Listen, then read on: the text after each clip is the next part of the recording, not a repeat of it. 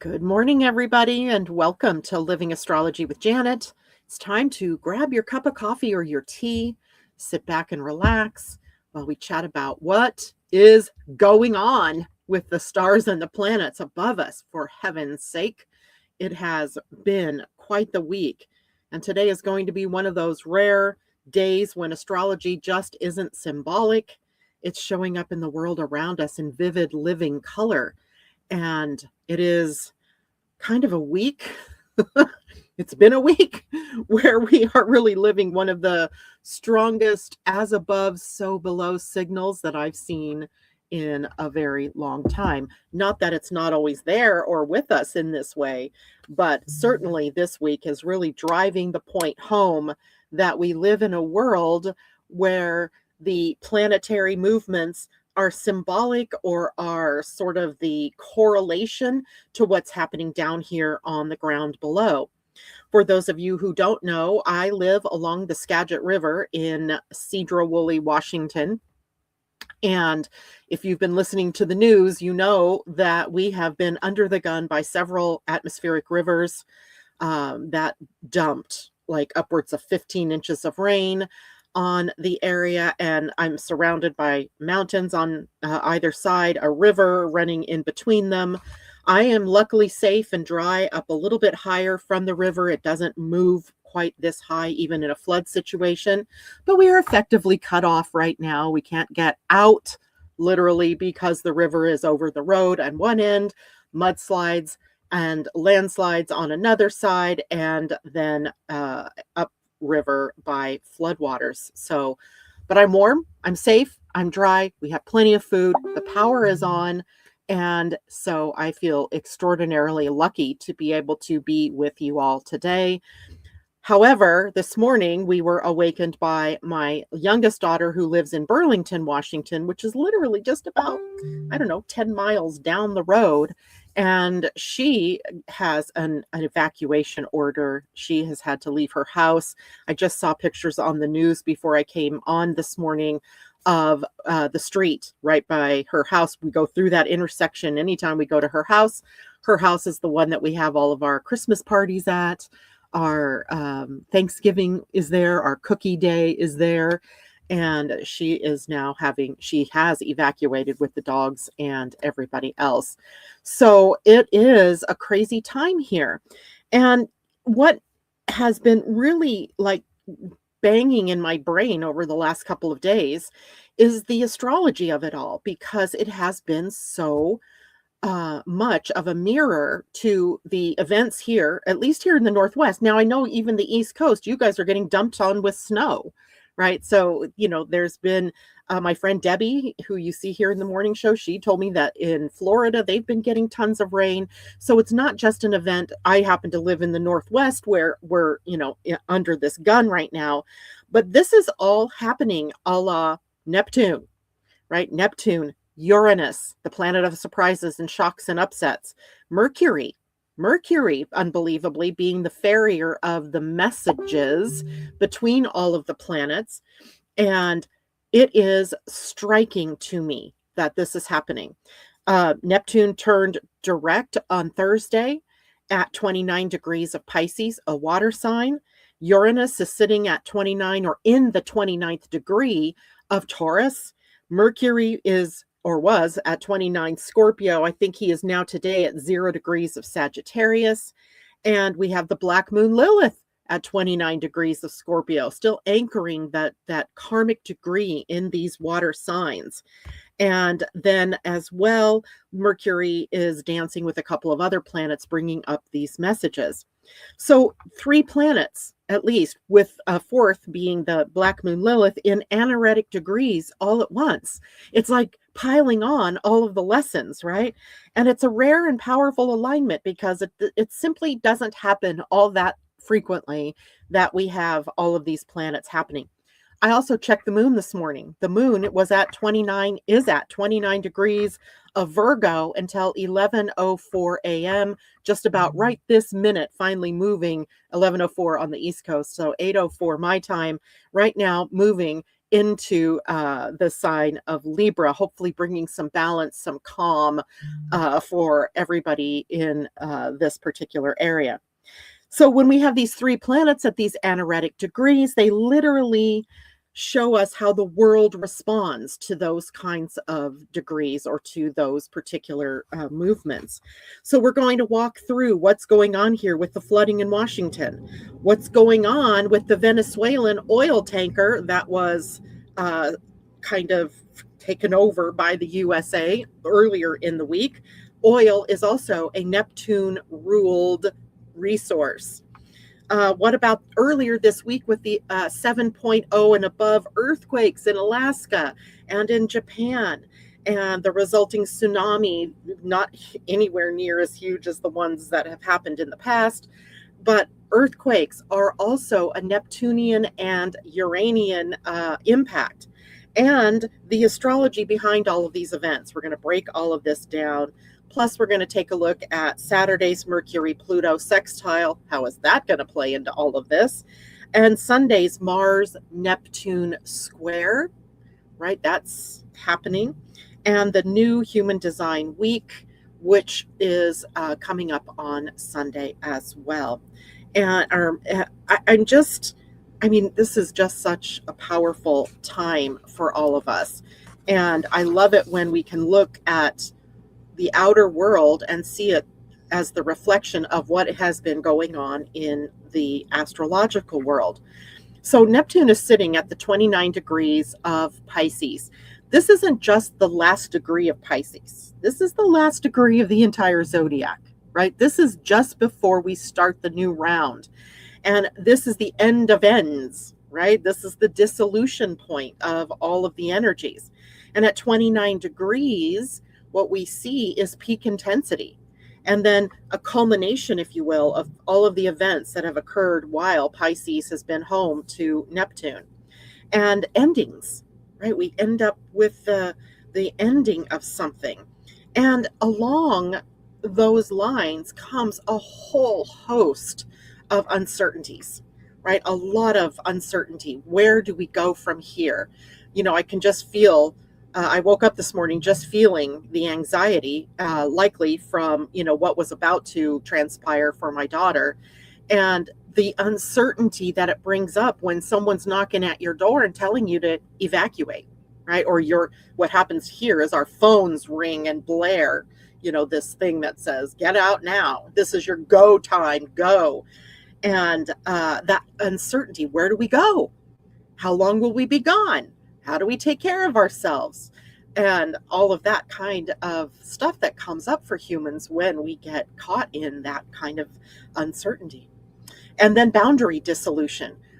What better way to show a dissolution of boundaries than a flood, right? A flood where it just takes over. The water takes over, erases the road, the lines on the road, erases where the bank is. Like yesterday, I took a drive up a hill so I could look back down at the river, and you couldn't see where the river belonged because it's just everywhere, right? It's amazing to see, even as in that destruction, to see astrology at work as we are living astrology. Now, Neptune, the planet himself, rules water, the deeper water, the oceanic water. I would imagine the atmospheric river, which, air, atmosphere, but holding vast amounts of water in it that then bumps up against the land, bumps up against the mountains, drops all of that liquid. And so, therefore, Neptune ruling water also rules flooding. And he was also the one that in, mythology could hit his trident on the water and create tsunamis or create tidal waves or weather phenomenon. So we have Neptune. Neptune also in our more modern age rules oil and gas. And what we had on, Tuesday or Wednesday was the Venezuelan oil tanker issue. And of course, that has continued to blossom into threats to take over more. And the oceans, of course, all of that happening on the ocean, right? In the ocean. Storms, one after another, a parade of them, another atmospheric river headed toward us for Sunday into Monday, adding insult to injury on an already saturated land. Confusion, again, how bad is it going to get? Should we pack up and leave? Should we get to the stores and get groceries delivered? All kinds of things. Illusions, right? One of the things that, around the whole Venezuelan thing in the news was that of confusion, like why are we doing this? Why, what is in it for the USA? Well, I could go into all kinds of reasons why, but the confusion initially about, there's so much here at home that we need to take care of. So what the hell are we doing? Attacking another sovereign nation's tankers. It's kind of crazy. But Neptune also rules the collective emotional bodies. So if you're feeling more emotional, this is also a Neptune issue. And I noticed that a lot of this was building up over the course of time, that Neptune had been at 29 degrees, still at 29 degrees. But on Thursday, he changed direction. He went from retrograde to direct. So now all of the buildup of the energy from behind the scenes during the retrograde is now switched out to the outer world expression of it all. The outer world expression of the water, right? Flooding. Snow is also a water, right? It's a frozen water. So all of that snow, all of those frigid temperatures, and all of those themes showed up this week, loud and literally in our world. So fascinating to me to see all of this happening. So the as above, so below in real time. So here in the Pacific Northwest, these atmospheric rivers have been plaguing us. Seems like it's been plaguing us for the whole of the fall. And they are massive moisture channels. And they pour rain into our region, which, okay, most times is a good thing, right? We need the rain. And yet, forecasts predicted catastrophic floods, 7 to 10 feet, perhaps even above the historic flood levels. And that creates widespread flooding in areas that don't hardly ever flood or haven't had to worry about flooding. And then when Neptune stationed direct, the pattern shifted. So the pattern shifted from the buildup to the expression of. And the extreme levels, at least for where I am, did not materialize. I feel like we got a little bit of protection out of the Neptune changing direction for a moment. And that got pushed downstream, right? Downstream where Burlington, Mount Vernon, Sedro-Woolley proper, the Sedro-Woolley town itself is. While my address is Sedro-Woolley, I really kind of live in the county. And this is classic Neptune, right? The expectation of what would be did not materialize, and did not materialize in the way that we thought it would. There's this unpredictable nature of it. And that unpredictability led me to go look at the planet Uranus, right? Uranus is that unpredictable. And here he is in the 29th degree of Taurus. And, as he's in retrograde moving, backward, he's creating a pulling back of kind of the energy in Taurus of what's secure, what's safe, right? What's going to stand the test of time, the assault of the water. What's going to stand the assault of the water? It makes things more fluid. But I also feel like there's some mercifulness here, right? We've had plenty of time to get evacuated. We actually, Wednesday morning, got an alert that told us to pack and get ready for an evacuation. So my car is literally still packed with a go bag for us, just in case, right? Just in case. But, mercy in that we had enough notice. Even downstream, they've had enough notice. And I think often the problem comes in when people don't listen to those evacuation orders, right? We were waffling ourselves. Should we just leave and get out now? But when could we get back? And just so many things, right? I totally have complete empathy for people who live in the hurricane tornado zones, right? Where these unpredictable storms come up. They tell you, oh, it's going to hit your area, and then it doesn't. And so then the next time they tell you that, you're kind of like, should I listen or not? right? My thing is use your intuition because this is so surreal, right? This is surreal. This is your livelihood threatened. My husband hasn't worked since Tuesday. He didn't work on Tuesday. He had an eye doctor appointment. He hasn't worked since Monday. They're closed down. I don't know if they'll be open on Monday. Lots of people being affected, not just him, about the same thing. So it brings this level of surreality, which is another Neptunian theme. It's impossible to model this, right? As much as the weather people and NOAA predicted things, they change, they work out differently. You know, there's not quite a level of being able to pin this down. You cannot pin down Neptune, right? It just doesn't work.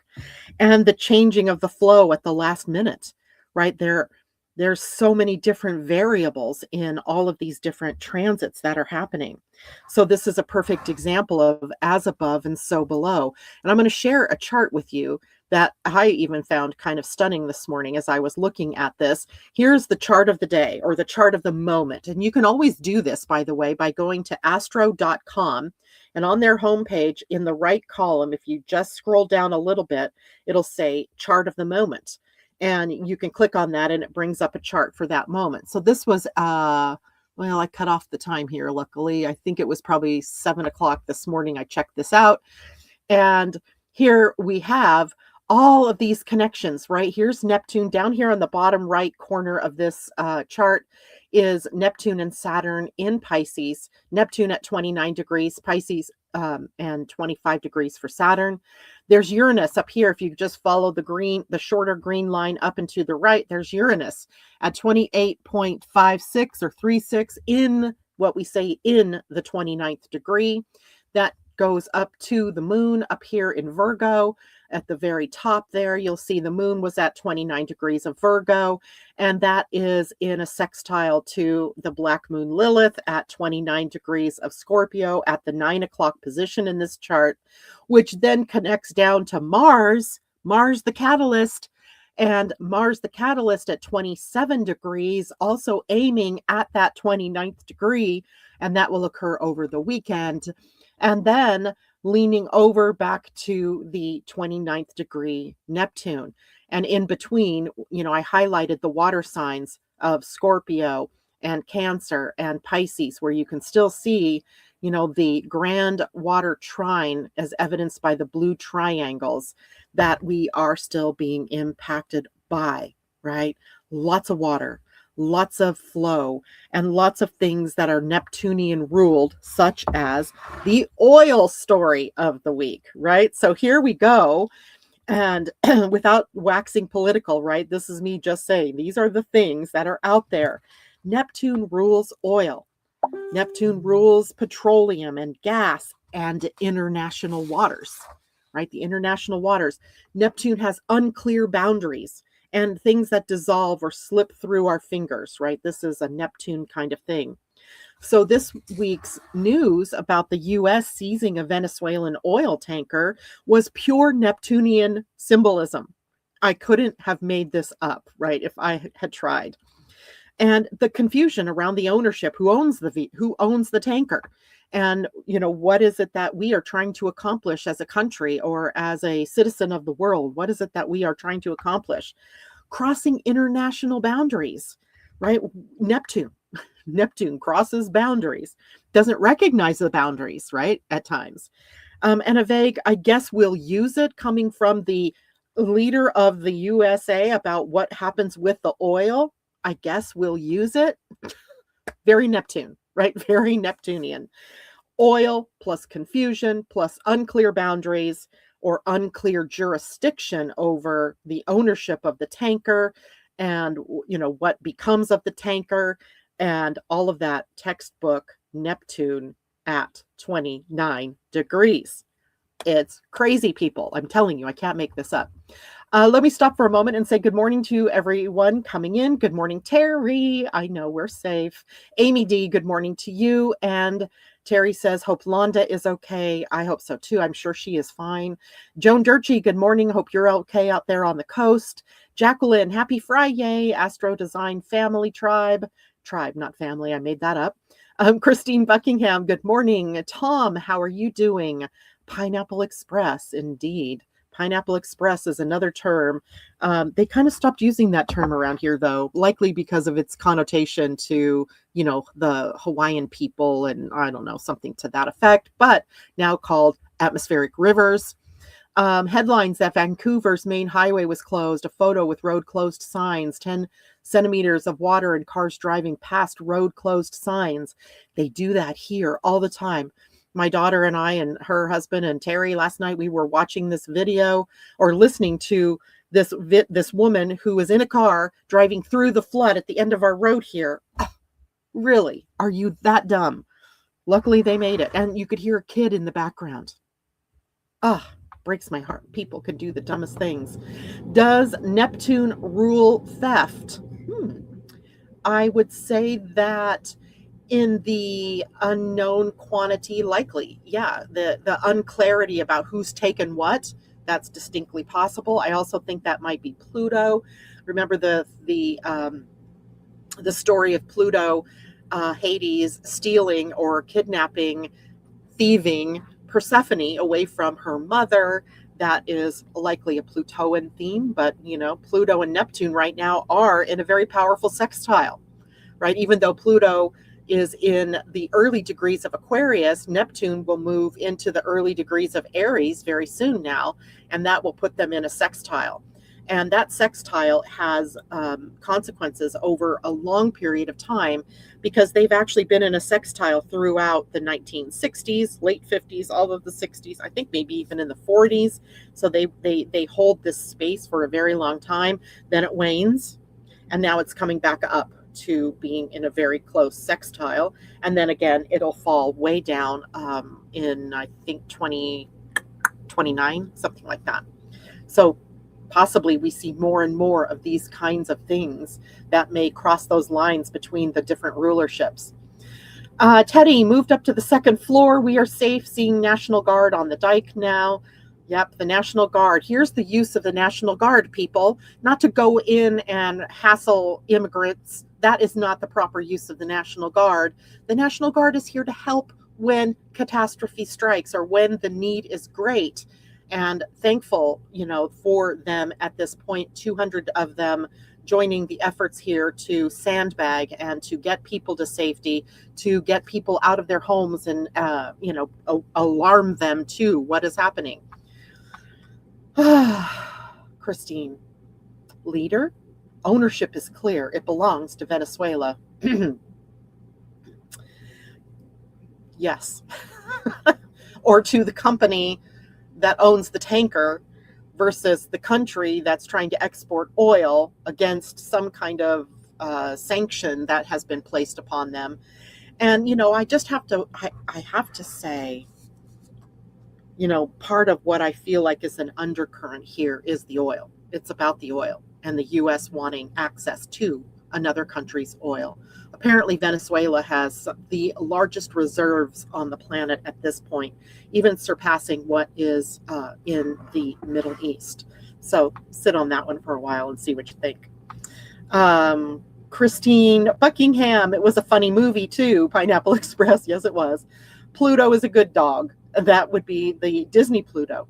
And Terry, new slide east of us on the South Skagit Highway, which we live off of, right? Our road ends at South Skagit Highway. The tanker was delivering oil to Cuba. Well, there's that. So interesting, right? Don't you guys feel like this to me validates astrology? And I want to say again that astrology does not cause the issues. Astrology is a correlation to what might be going on down below. Because, for example, Neptune also rules Hollywood glitz and glamour, right? And while we haven't seen a whole lot about Hollywood at this moment, of course, it's kind of faded into the background based on all these other catastrophes that are going on. We never exactly know how is this going to show up. I mean, I could have guessed that it was going to show up with water, because of all of the water trines and the 29th degree of those water trines. But that's the thing, right? It's not a causation. It's not Neptune causing this. Neptune is the archetypal energy that should alert us to what to look out for here on the planet, right? Water, boundaries being breached, water floods, earthquakes. We haven't even talked about the earthquake connection yet, but here we have it, the Neptune and Uranus at 29 degrees, one in water, one in earth, right? The earthquakes, first, the Japanese earthquake, I believe, was underwater, which was the cause of a minor tsunami, hitting Japan. The Alaskan earthquake, I believe, was on land, Taurus, land. So Alaska experienced a major earthquake, then Japan experienced one too, and both are in the Pacific Ocean. The Pacific Ocean, that is the driver right now of this major atmospheric river that is in Neptune's domain, right? Neptune's domain. Now, typically, Uranus is the one that we think of about when the Earth is quaking, but truly it is Neptune, whose trident was said to be able to cause floods and earthquakes. But when the quake originates under the sea, we definitely know we're looking at Neptune, right? And along the oceanic plates, which, we're surrounded by the oceanic plates here, the Pacific plate, the San Juan de Fuca plate, the Cascadia zone, off our coast here, Japan sitting on the Asian plate where it connects to the Pacific plate. So these are all Neptunian boundary zones. And I just wonder how Saturn being in Pisces as well, even though not at the 29th degree, plays into the looseness of those boundaries, the loosening of those tectonic plates and the ease of their movement and their ability to shake loose when you put a planet like Uranus at 29 degrees as well, and 29 degrees of an Earth sign. So I think this correlation is too much for us to ignore, right? It just blows me away. So when Uranus is at that 29th degree or in that 29th degree, it causes instability in those tectonic plates, instability in the Earth itself, and Neptune holding that the 29th degree of the water signs, right? So together they create earth and water tension, tectonic movement, and instability at the boundaries. That's what happens with an earthquake, right? It's the instability of the boundaries. They've been locked, and then it moves, and then it becomes unstable, as witnessed by I don't know how many hundreds of aftershocks there have been to the Alaskan earthquake. And I haven't even checked the Japanese one, right? Because, we've had other things going on here. But it also is about the sudden release of energies that occur when these events happen. And yet there's always this question, guys, about, well, why now? Right? Neptune's been at 29 degrees for a bit. Neptune and Black Moon Lilith is now at 29 degrees of Scorpio. And I think that is a question that we don't necessarily really get to answer exactly, right? All the ingredients were coming together. As you could see here, I'm going to make this a little bigger so you guys can see it again. Look at this. Mars squaring Saturn and Neptune. Remember, that was on Monday. Mars coming into that square. Mars ruling the military action, militant action, ruling just action in accidents and conflicts and confrontations. And that would put him in a tense relationship to Saturn that rules boundaries, that rules basically how things stay in order, stay within their boundaries. And then also in a square with Neptune that's exact, actually, I think on Sunday morning, that, shows us the water being unboundaried at this moment. Then Neptune in the sextile to Uranus, and that's another ongoing transit that has been occurring, right? Neptune kind of fielding the water and the boundary issues and oil issues, and I would even say in some cases leadership issues that come up with striking unfamiliarity, like we're in unfamiliar territory here. We are also in a surprising and shocking series of events that have been ongoing for a while, as these two have been in this sextile for a while. And here's also another thing to watch out for in astrology, is that typically we think of sextiles and trines as benefic transits or configurations, aspect patterns. Well, they also make things move very easily, right? So a trine can be indicated in a flood because the water moves freely, right? There's this freedom of movement in a trine. In a sextile is kind of a harmonizing. Well, it's not only benefic things that can come into harmony, right? When you get enough pressure on a dike and you have enough rainfall on the land that is pressuring the dike, the harmonizing effect of those two particular things can create something that isn't so positive. So, while we think of those transits and those aspects as being positive and being harmonizing, it can also harmonize the things that we don't necessarily want to have happen as well, right? So we got to keep that in mind. Then if we looked at Uranus further, Uranus is in a trine to the moon this morning. Probably the reason why I really felt called to share this morning with everybody, even though I'm like, sitting here worried about my daughter. I'm here with all of you talking about what is happening. Uranus is also in an opposition to the black moon Lilith. And, the black moon Lilith is where we're needing to take a stand for truth.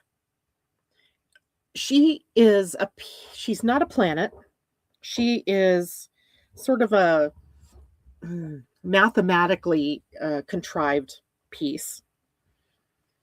But she represents the divine feminine that has been held back or has been squelched or pushed down. And we all, even if you're a man, hold divine feminine energy. So we think of the black moon Lilith unleashing a more radical expression of things, right? Where things have been held back, the dam bursts and they get pushed out, right? And she is in water. She is in Scorpio water. Scorpio water is the depth where truth lives. And, we're seeing a lot of discontinuity in truth. Let's call it that, right? Hard to tell what's true, what's not, even just in the issue of the flood, right? We were told like 47 feet over in flood stage, which would have put it like 10 feet over the historic levels, but it didn't come close to that. And these things are these are the things that happen, when we're working through Scorpio. The truth gets muddied, and then someone does the deep dive and they can come back with the truth. But because it's the black moon Lilith, I feel like there's going to be a lot of uprising, a lot of people, standing up and, taking a stand for truth, for what's right, for investigations. And it's funny because in the news cycle, there's a lot about different investigations that are going on. And I just find it interesting, right? The black moon Lilith. And then we also have the black moon Lilith in an semi-sextile to Mars. So that is a very short line right here on the left side of the chart. You see it in kind of a green highlight there. And a semi-sextile isn't particularly tense or particularly good. It is just neighbors, right? Neighboring signs, where Scorpio is the neighbor to Sagittarius. They operate in different ways. They are not of the same element. They're neighbors. They see one another, right? It's not like they're invisible to one another, but they don't really get one another. So we have, some difficulty maybe taking a stand because it's unclear as to what the stand would be about, what the truth is, who really knows the truth. So it's really kind of an interesting pattern, I think, to look at the black moon Lilith with Mars.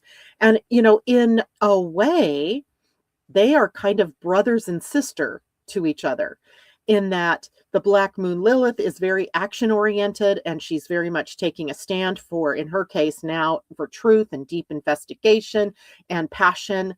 And Mars in Sagittarius is in a sign whose arrow is aimed at the truth, right? So right now, as neighbors, even, they're kind of working together in a kind of weird sort of way.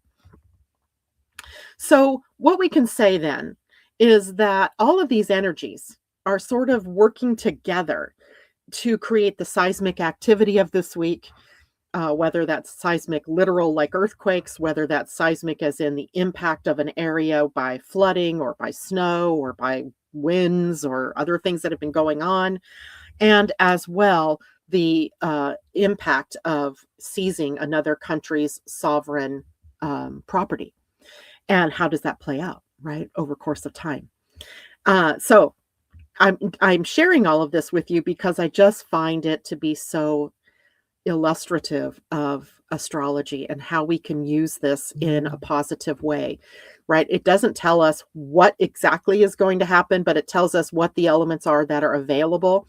And I also want to point out in this chart, if you're looking, you see this red triangle that is called a T-square. And the T-square opposition, this long piece that goes from the moon up at the top to Neptune down here at the bottom, is the opposition point, and that's between Pisces and Virgo, where we're needing to step out of victim mentality, where we're needing to see things more clearly. We can't just keep escaping into the way things always have been, or the way things, are clouded, where we don't want to see the truth, so we hide. And then they are both pointed via a square to the planet Mars at 27 degrees of Sagittarius. So that energy is quick. It's today's energy. And then that T-square will break apart. But it really shows us that some new direction, some new truth has to be really adopted by all of us. And then take action on that new truth, right? That's the tension. That's the breakthrough moment here. So, in your personal life, because Mars is technically speaking a personal planet, the moon is personal, the Neptune side of that is not, that is transpersonal or collective. So as collective and personal, what are you willing to do? What are you willing to stand up for? What action do you need to take in your own life that would move you forward in some way? And in a way, sometimes it's these big issues that occur in people's lives that create the pathway for us to course correct, for us to get out of the water, such as it is, right? To get out of the weeds and to be able to make some movement in your own life. All right. So let's go on to what else is going on this weekend.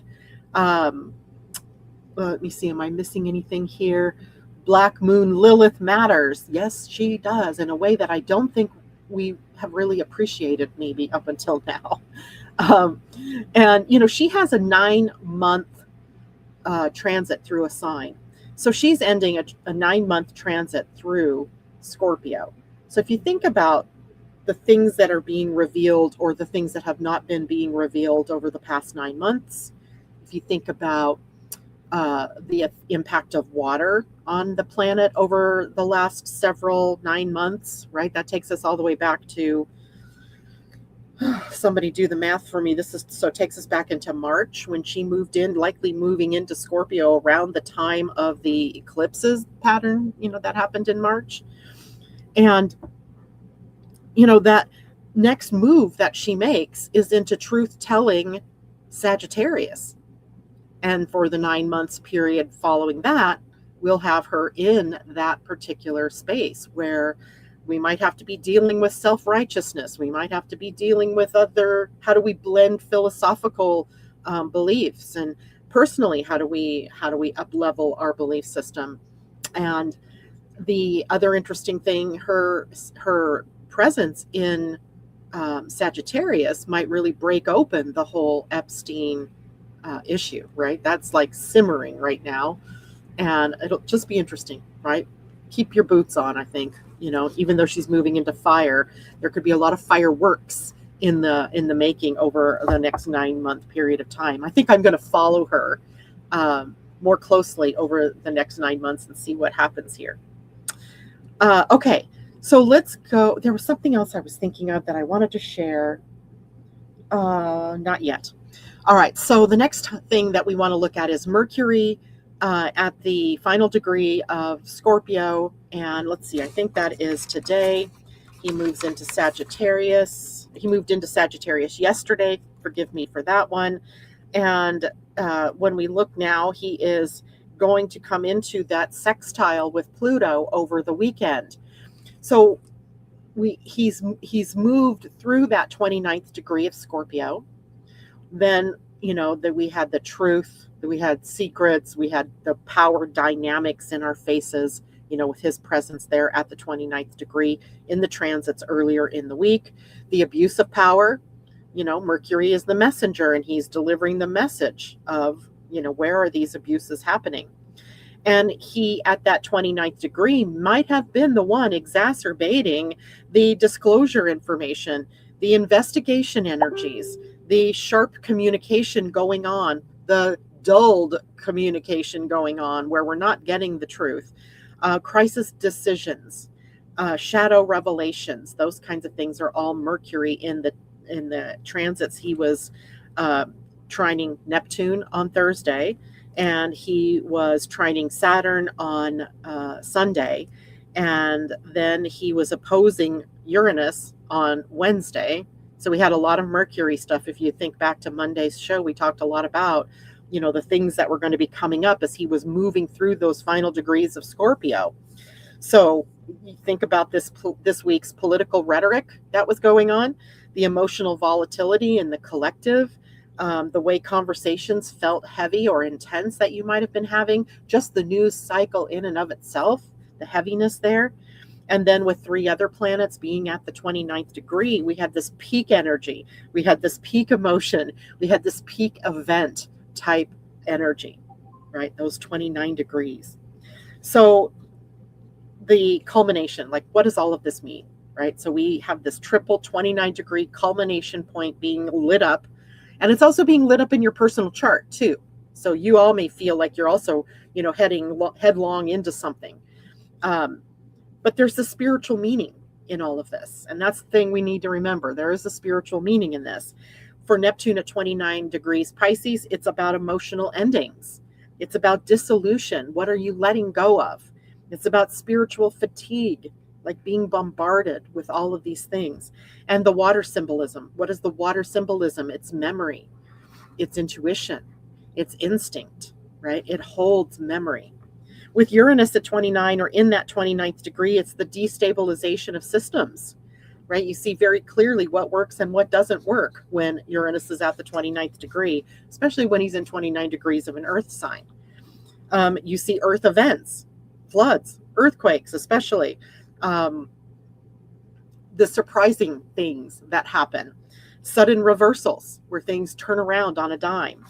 And then with Mercury having moved through that 29 degrees of Scorpio, there's this mental clarity that could come when we're willing to confront the truth, right? There's this psychological intensity also going on. Mercury rules the mind, Scorpio, the deeper psychology, the workings of your inner mind. So the week really wasn't random in terms of the astrological signature. It was sort of a closing. There's like this exclamation point happening here in a culmination, in a clearing. And 29 degrees doesn't really mean destruction. It just means completion. So what is being completed, right, in all these things? All right. Now, let's take a look at what's coming next this weekend. So Saturday, tomorrow. Today's Friday. I've been off all week because, it's just been a weird week. On Saturday, Mercury in Sagittarius, early degrees, right now at 0 Sag, moves into a sextile with Pluto in Aquarius. And this brings collective transformation, perhaps, but it can also bring some clarity after all the confusion. It's like, I think here for us in the Pacific Northwest, we're all waiting for, the next day or two where we can get clarity about the damage done by all these floods, right? We're also waiting for clarity on what this next atmospheric river is going to be bringing for us, right? But there's also deeper understanding. Where are the flaws and where are the weak points and what is it that we can shore up? There's an empowering truth perhaps coming for everybody at this moment, a mental breakthrough of sorts, if you will. and the big picture insight. Um, Sagittarius is a sign that is ruled by Jupiter. Jupiter is the planet that takes us into the higher picture, right? The higher self, to broaden our horizons or see what's, in the bigger picture of things. It's a visionary energy. And if this week had felt foggy to you, or you felt like out of sorts or not clear on what's happening, Saturday will help that fog start to lift or part, right? Saturday, tomorrow, will be a great day for journaling, I think. Maybe for even teaching someone about the impacts of astrology, right? Take what you've been learning here this morning and, help people understand better about astrology as a correlation of what it is that we can experience here on Earth. It could be a day for meaningful conversations, but overall, it's a mental empowerment kind of day. So mental empowerment where your mind is sharper and clearer and able to go through the motion of empowering itself and creating transformation. Now, we also have on Sunday, Mars squaring Neptune. Now, for all intents and purposes, people, Mars has already been squaring Neptune, right? As soon as he came into a square with Saturn on Monday, he was also squaring Neptune. It was just not exact yet, but it was within 4 degrees of orb. That's close, right? We consider that to be within orb. So Mars at 29 Sag, squaring Neptune at 29 Pisces, might be the final activation in this series of things that have been going on. Things may begin to settle, maybe. But we personally may also feel low motivation, right? Your Martian energy wanting to go and take flight, also meeting up with dragging one's feet in Neptunian, Piscean waters.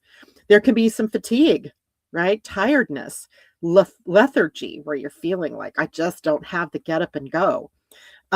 Irritation or frustration when Mars is kind of caught up in not being able to move. Frustration, confusion about the next steps. What do I do next? What do I do now? I noticed my daughter, I just saw a text come over. She's wondering if it's safe to go back to her house. She lives in a 2-story house. It's getting through the water to get there. That is the problem, I think.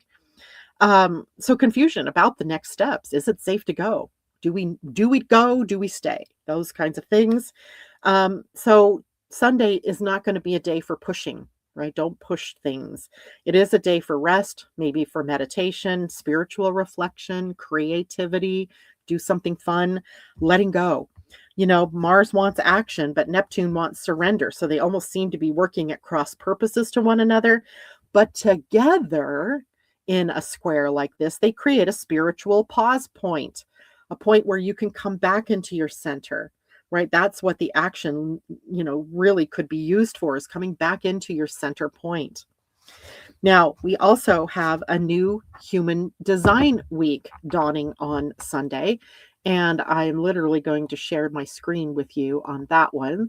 And, we're coming to the point in time where the sun is at the gate 11, called the gate of ideas in the original traditional human design, but also called the gate of the conceptualist in quantum human design. And I really, this is an interesting gate for the sun to be at, because it really feels like, there's a lot of fresh ideas that are out and about here. That, we're remember, this is up in the Ajna. So the 11 is, the mental ideas that come in. This is the mental processing of the inspiration, maybe that's come in from the head center just above it. And what do I do with this idea?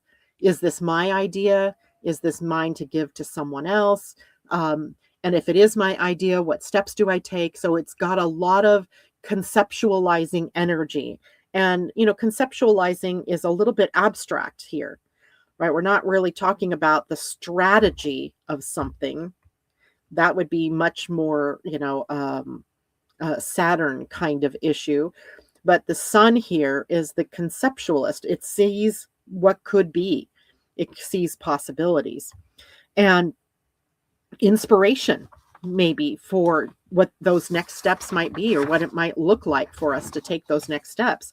Maybe there are new ways of understanding, and also the ability to make meaning out of what is going on around you. Now, the gate 12 is where the earth is. So this is what we have to have settled in order to be able to utilize the energy of Neptune. Or Neptune, oh my Lord. In order to be able to use the energy of the sun at the gate 11 with ideas. And the gate 12 is on the throat center, so it grounds your voice. And that means careful communication, right? Careful communication.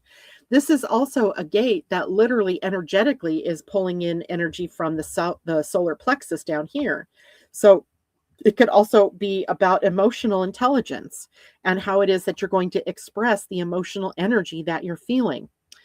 Speaking with discernment, the gate 12 has to be very cautious about what it says, when it says it, because it's on the throat center, right? And the throat center is energy that needs to wait for the invitation to speak, or for the right timing, the right place, the right people, right? That can pull this out of you, especially if you're someone who has an open throat center in your own personal human design. And this is a hanging gate at this point. It's not connected up necessarily to anything, except maybe in your own personal human design chart. And then it really is a reminder to choose the right moment to express the idea, right? Or to bring the idea into reality, to work on the idea. Because, there, at least in the beginning, is this issue around whose idea is it, right? Because the gate 11 is so full of ideas, could do a million things, go in a million directions. And I want to do it all right now. I want to do it all, and I want to do it now. And literally, it's almost like open season on ideas. And people will attempt to try to do everything, to put all of their eggs out there in the basket of ideas. And then later they haven't accomplished anything. And then there's frustration or upset because, it didn't turn out the way that you planned. So being very careful to choose the right moment, choose the right idea, speak with discernment. And together, the 11 and the 12 this week, as we move in on Sunday, will be helping us integrate everything that has been happening, all the experiences that we've had, and, kind of help us put it in its proper perspective. And I think it really becomes a perfect transition into the next week, where we end up, let's see, just looking ahead, next week, we have Mars moving out of Sag and into Capricorn. That is a very militaristic placement for Mars. And we have the sun in a square to Saturn. It is a closing square, which means we likely will need to be watching what's going on in the news cycle. We have the new moon next Friday, and then we have the sun in a square to Neptune. And all of that leading us into the winter solstice, which is always a turning point, right? There's a turning point every season, and interesting times ahead, right? So the 11 and 12 grounding us a little bit before we go into that next week. So as we close out for today's broadcast, this week has been an extraordinary demonstration of living astrology. I mean, it just blew me away. And of watching the planets speak through to the world around us, or speak through the world around us. Neptune and Uranus and Mercury, floods, quakes, oil stories, emotional intensity, all mirroring a cosmic culmination of sorts that is happening. As above, so below, as within, so without, right? Those are very important things for us to remember. So hopefully then the weekend brings us some respite, maybe, or some time to prep for the next thing that might begin. And that is the highest that we can expect, right? That, we can have moments to breathe so that we can prepare for what it is that comes next. All right, let me take a quick look over here and see what people are saying. Terry, boots on today. Tom says, check out the Welly Boot song by Billy Connolly. I sang it in my repertoire. It's a funny one. Hello, Asa. Good to see you. And how are you doing? Indeed, I echo that, Jacqueline. And Christine, thank you very much. I'm hearing that my family is chatting behind the scenes here, and I can't tell what it is that they're saying. Um, Nothing bad. That's a good thing, right? That's a good thing. And Jacqueline, this is the dawning of the new human design week. Yeah. And actually, I'm going to share now something that occurred to me yesterday that I have not put together. So I'm really not yet ready to share it at all. But I started really thinking about the age of Aquarius.